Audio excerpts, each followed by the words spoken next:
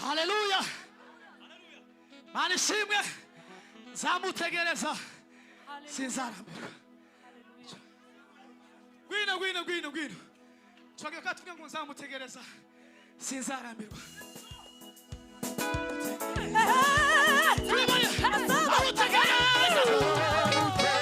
Sinzarambirwa. Zamutegereza.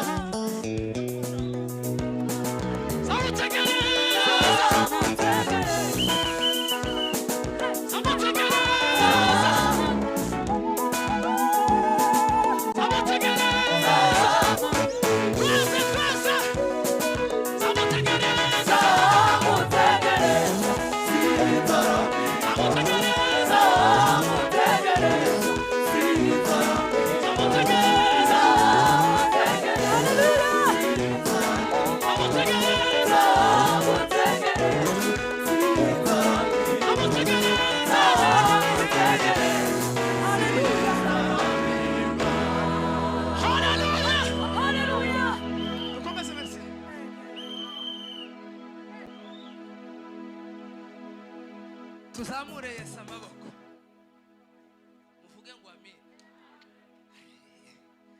Ambwira ko nkunda buri munsi ni mwiza kurusha uko bivuga. Tuzamure Yesu cyubahiro dore muvuge ngo amen. No mu buzima busanzwe iyo umuntu akubwira ko agukunda wowe utamukunda uzuruhuka gira isoni nawe ukamukunda. Hari umuntu niba udafite ubwenge ariko umuntu aje akaza ka onke kaza kamenya ko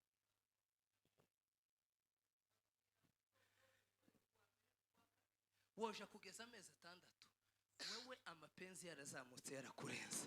Sema haleluya. Haleluya. Ariko abaririmbye reka nkubite saliyuti 3 kubwo kububaha bari mu guhimba ibintu natwe birenze ubwenge bwacu. Ambwira kwa nkunda muri musi ni mwiza kurusha uko mbivuga, amenyera kuri byo nibwira, nzamutegereza sinzarambirwa. Haleluya, haleluya.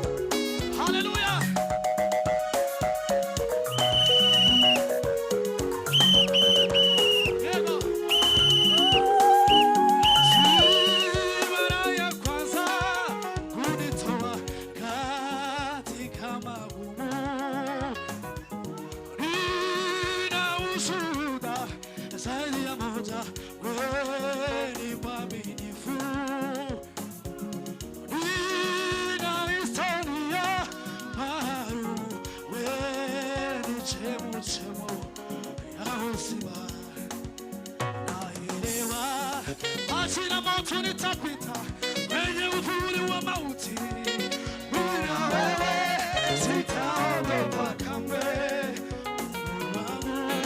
Wanishika mkono, wautuliza moyo wangu, sina mashaka, wanibeba mgongoni.